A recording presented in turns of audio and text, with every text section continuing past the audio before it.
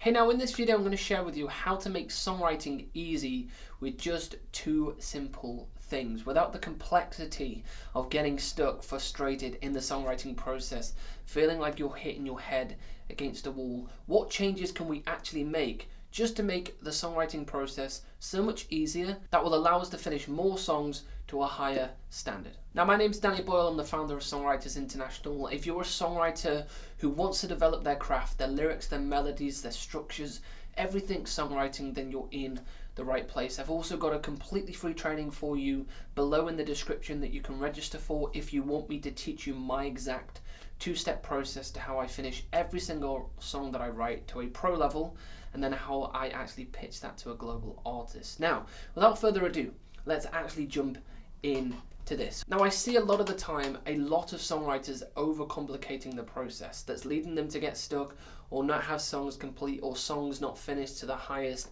standard that they can, because they're focusing their attention on the things that are not going to move the needle the most. And what do I mean by that? Well, when it comes to songwriting, there's two things that you want to focus your attention on that are going to propel your song further along than anything else. They're going to be the backbone of every single song that you write. That's going to determine whether your song is actually very good or not so great. Now, what are those two things? You might have guessed, but they are lyrics, number one, and melody, number two. Okay, lyrics and melody are the two things that's going to absolutely change any song that you write. If you want to write a great song, well, you're going to need those two things as the backbone to your song. Now, let's actually look at them in deeper detail as to why these two things are going to move your song along further. Let's just look at lyrics for a second, right? So lyrics themselves are the words that we put down on paper or into our song that tells the listener on the other side what is actually going on, who's in the song, what the story's about, how it's progressing from verse 1 to verse 2. Just think about that. If you want to tell a story to your listener, the only way we can do this in songwriting is through lyrics.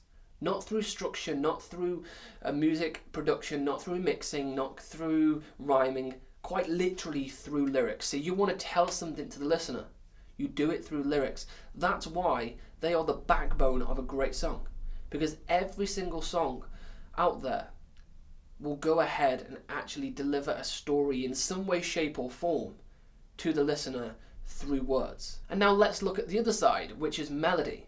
Melody itself is the hook. So if you want a hook in your song, which most songwriters do, if you actually want a hook in your song, the only way you can do it, the absolute only way you can do it is through melody, right? So you've probably heard those phrases: catchy, repetitive, hooky, earworms is another one I've heard, right? They all stem from the melody. The melody is catchy, the song is catchy, that chorus is catchy. We do that through the melody. So straight away, we know that lyrics is going to tell a story.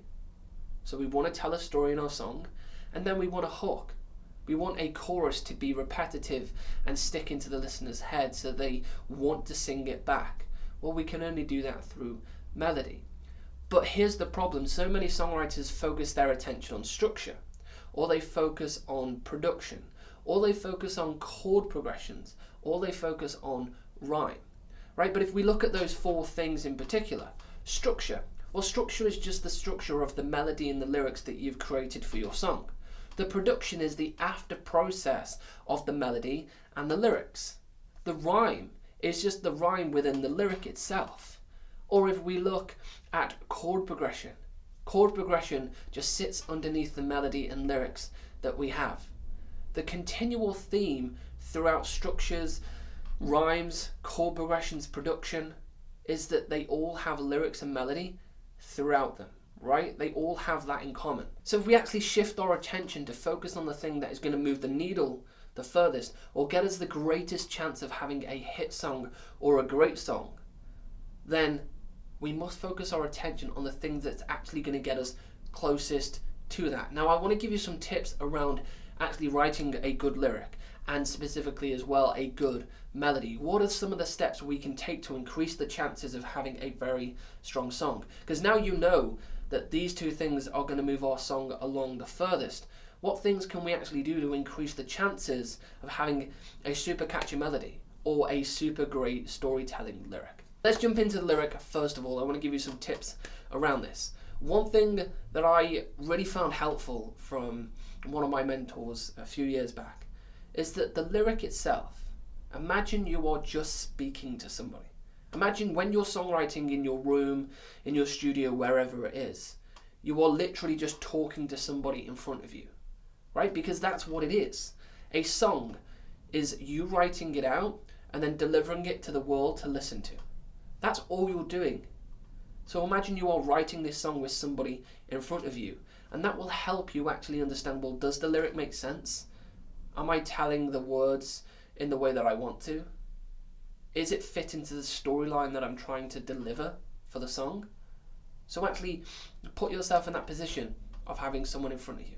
And my second tip here for lyrics ties in really nicely to what I just mentioned, is that when you do imagine, when you're writing your song, that you physically have someone in front of you and you are delivering this song to them, well then we must get clear on what we're trying to say to them, right? So when that person is in front of us, we must get clear on, well, what are we actually trying to say for our song? Who is it we're trying to speak to? What are we trying to deliver? What is the point of our song? So that when we are speaking to that person in front of us in form of a song, in form of a lyric and a story, we are absolutely certain in exactly what it is we're trying to say. If you've got a song which is all about a relationship breaking up, well, get clear on it and then go about imagining actually speaking it out to somebody. If your song is about traveling the world, well, get clear on what the story is specifically about, then go about delivering it to a person that you are imagining is there right in front of you, and you'll make sure it absolutely makes sense. Now let's jump over to the other side and let's talk about melody. What are some tips and tricks that I can share with you that will help your melody game become much stronger? Well, first of all, I want to share this, and it's what I call the 3-minute roller coaster, or however long your song is. If your song is 5 minutes, then it will be called the 5-minute roller coaster. It's a very simple concept and technique. But if you've ever been on a roller coaster, imagine this. When you get on the roller coaster, you sit in, you strap yourself in, and it takes you on a journey. So you might start straight, and then it'll take you up, and then it'll drop you down, then it'll go back straight, and it'll have some little bumps in the road, and it'll go back up and back down. Right? That is what we're trying to replicate in our melody. That's why I call it the 3-minute, 4-minute, 5-minute roller coaster. We take the melody and it should never be the same for a length of time. It should be continuing to evolve. It should be continuing to keep the listener engaged, the same way that a roller coaster does. That it will take you up, it will drop you down, it will pull you back up and drop you back down again.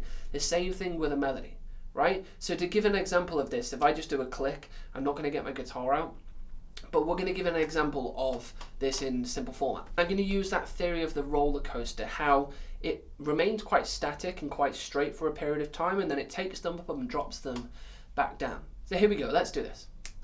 I don't da da da da da da da da da da da. So there's our verse. Let's do another one. And da da da da da da da da da da da da da da. Now here we go. As I know I feel for them, but I bum, cause I know I be bum, I be bum. Right, you can see from that simple example, it's just how we had quite a static verse.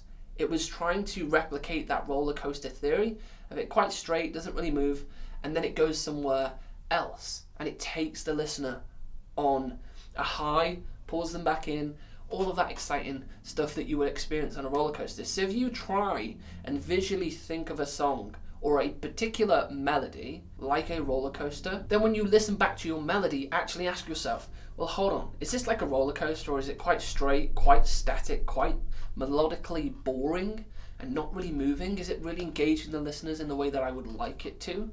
And then you can reference back to the theory of a roller coaster and how it moves, and does your melody do anything remotely similar? So focusing your attention on the things that are going to move the needle the most, that's what I want you to really understand from this, is that There's lots of things in songwriting, there's lots of complexity, there's lots of layers that you can add to it. But the reality is, the thing that you really want to focus your attention on is the lyric, because it's the story, and the melody, because it's the hook. Now, if you are writing, the one exception is folk music, where melody isn't necessarily as important, it's all about the lyric. But every other genre, you're going to follow this theory, okay? So you want a great lyric and a great melody. Focus your attention on those two things. That's going to make songwriting so much easier, and you're going to allow yourself to write better songs in a much shorter period of time. So go ahead, implement this into your songwriting, and you will dramatically see the difference when you just focus your attention on the things that are really going to help you along to write better music. As I mentioned before, if you haven't, you can go to the description, you can watch my completely free training where I walk you through my 2-step process to writing great songs and then actually going on to pitch them to global artists. If you want that, click the link in the description. If you haven't already, I would really appreciate for you to hit the subscribe button for more videos just like this. Drop us a like and a comment below for any other videos that you'd like to see on this channel. I've been Danny Boyle here from Songwriters International, and I'll see you over on another video.